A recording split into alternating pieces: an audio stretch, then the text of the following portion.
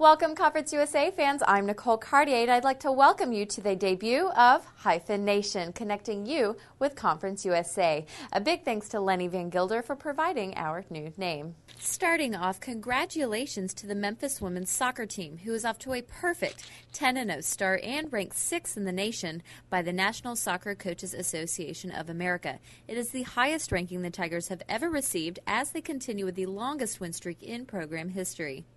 And with their success on the field comes happiness to both soccer programs. Courtesy of Tiger Vision, here's Memphis Soccer's One Big Happy Family. Should we get your big brother?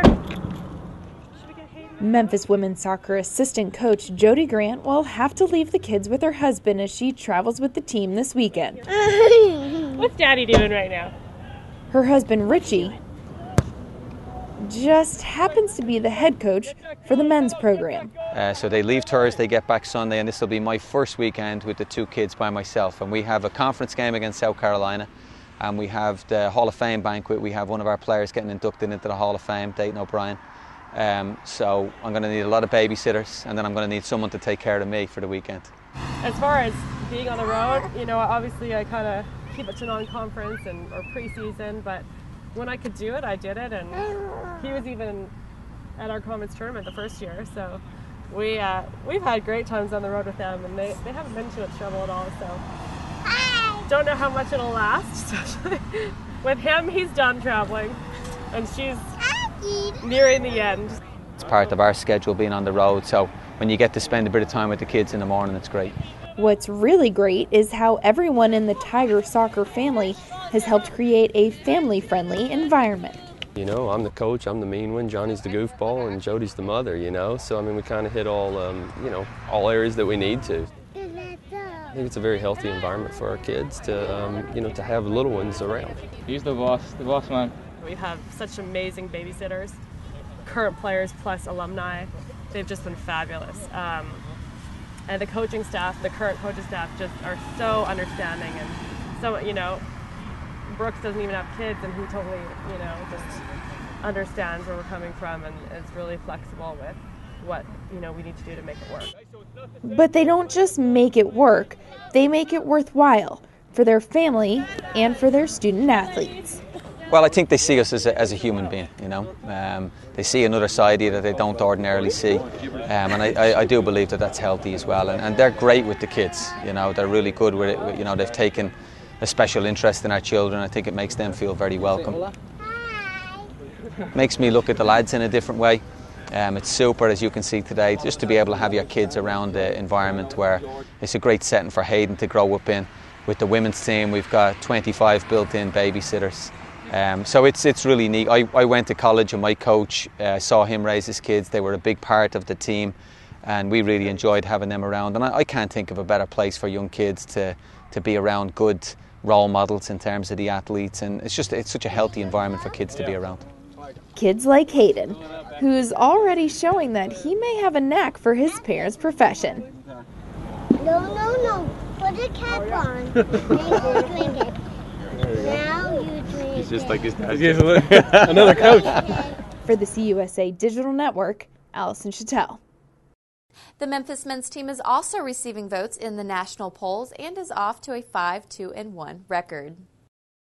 In 1998, Tulane football took its program to heights no one imagined, an unblemished record of 12-0, and second-year head coach Tommy Bowden led the way.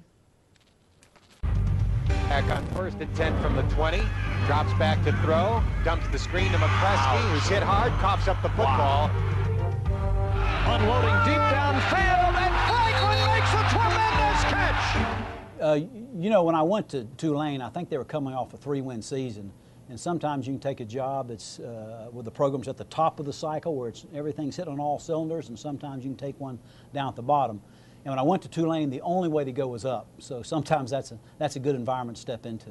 I felt real confident about what I wanted to do and how I wanted to do it, but early success brings confidence from the players. So finishing 7-4 the first year, the players went into off season, went into the weight program, the spring ball, the summer workouts with a lot of confidence, feeling like they worked real hard based on the preceding results, that they could have a really spectacular year that next year. Yourself and make play. because this is the where you see who the playmakers are. The sense of like a joy that you can sense in people associated with this. I mean, they come around and it's just like whatever was going wrong in their life, you know, for a split second they forget about it and they just think, wow. You know, when I got to Tulane, I wanted to do some things unique on offense. In order to do that, you've got to have a pretty good quarterback. Shaun King was a quarterback that I inherited. He had played as a freshman, he had played as a sophomore, so I was really inheriting a veteran player that was really, really talented. And we happened to run an offense that was really suited to his skills. Very confident player, very smart player, very talented player. So really fortunate as a head coach to step into a situation where you want to do some things extraordinary in offense, but you needed a good trigger puller, and Shaun King was the right guy for the right time. Loose ball, scooped up, still on his feet, comes for the end zone, touchdown! Vintage Shaun King with the blind motion. With the 7 wins the year before, the confidence had been instilled, which is awful important. But as the wins accumulated with 3-0 and then 5-0, the players remained confident, and they went out there confident every game, but they were in a position that Tulane hadn't been in as far as having the bullseye on them. All of a sudden, you're flirting with a national ranking, which Tulane hadn't had in a long time. So they remain confident, but again, the intensity is magnified by your opponents on a week-to-week basis as you accumulate wins. At the 30, 25, he'll go untouched into the end zone. They won't catch him today. Alfonso, round 3, touchdown, Tulane! 3 seconds remaining. Tulane will win or lose on this play.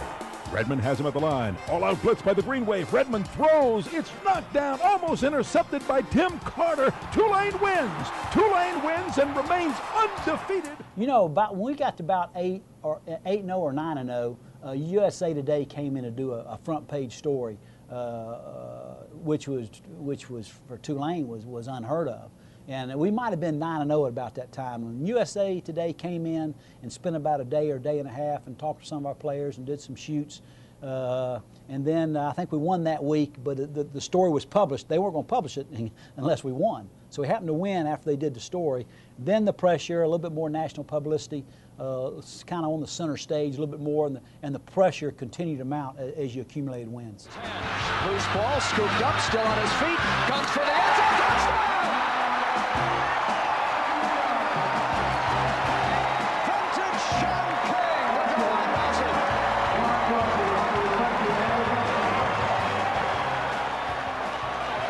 Hey, we did it. They said we could do it, but we did it.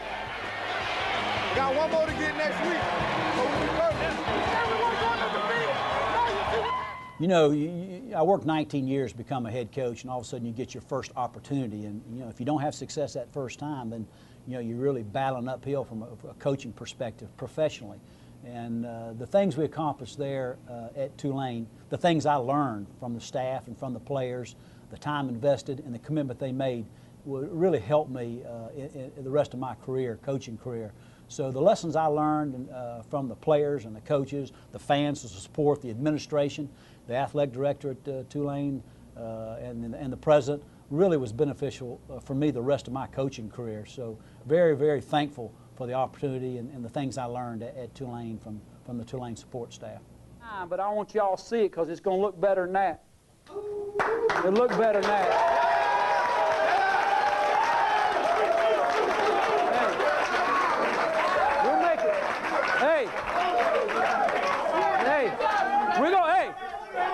I'll give you seniors, we'll make it look good. I promise you. We'll make it look good.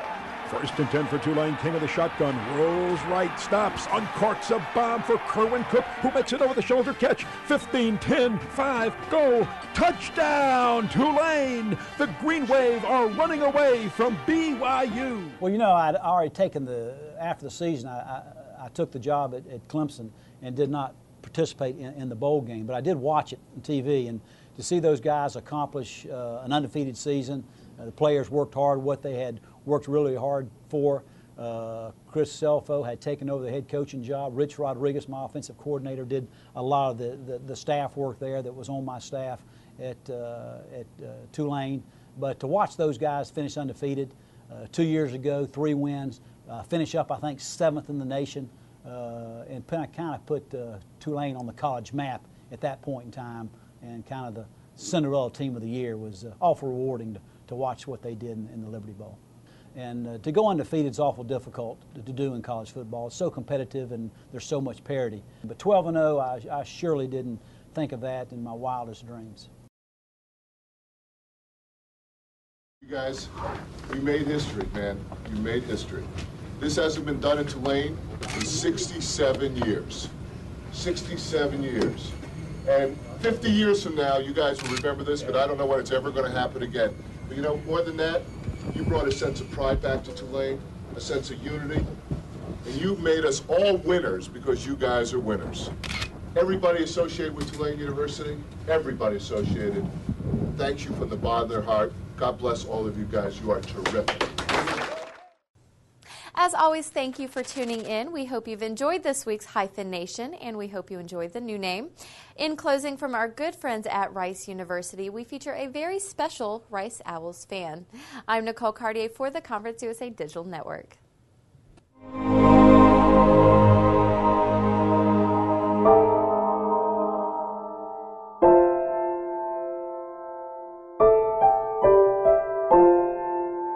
Well, we were in New Mexico, and he was very sick, flu-like symptoms, headaches, vomiting, and they found a tumor, and we were rushed over to UNM Hospital in Albuquerque, and they said they had to operate. We had like really, if we hadn't discovered it in 2 more weeks, we would have lost him.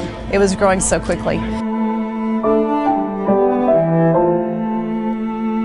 And so they operated, removed the tumor. We were lucky and fortunate. There was nothing left over, but you still have to, they said cancer cells could still be there. So we flew out here, started his process on radiation first, and then he did chemo. One spring, it was my husband's week to stay because we were alternating because we have 2 other children.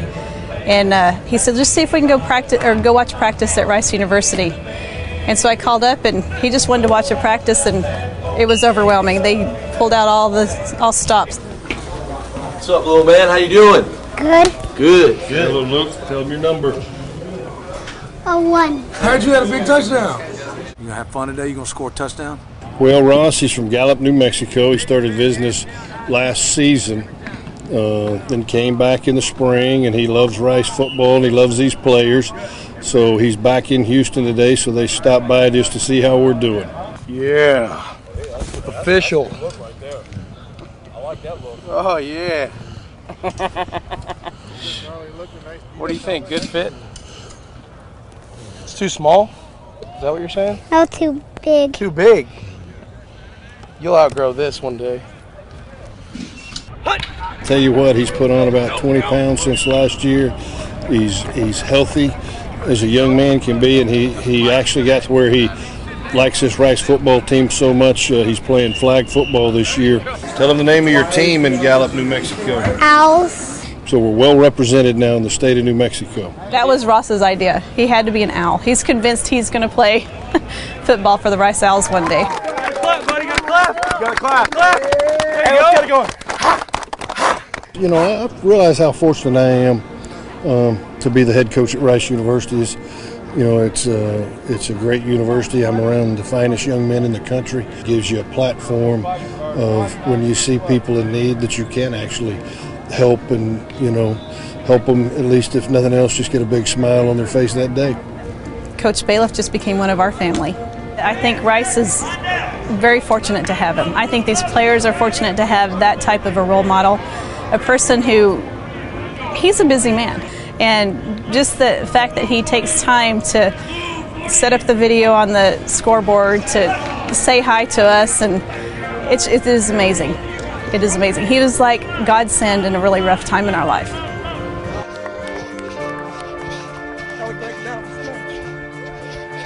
All right, break it down right here. All right, now you just clap, okay? Break it down. Break it down. Break it down! Give it 2! Woo! Rice Owls on 2! 1, 2! Rice Owls!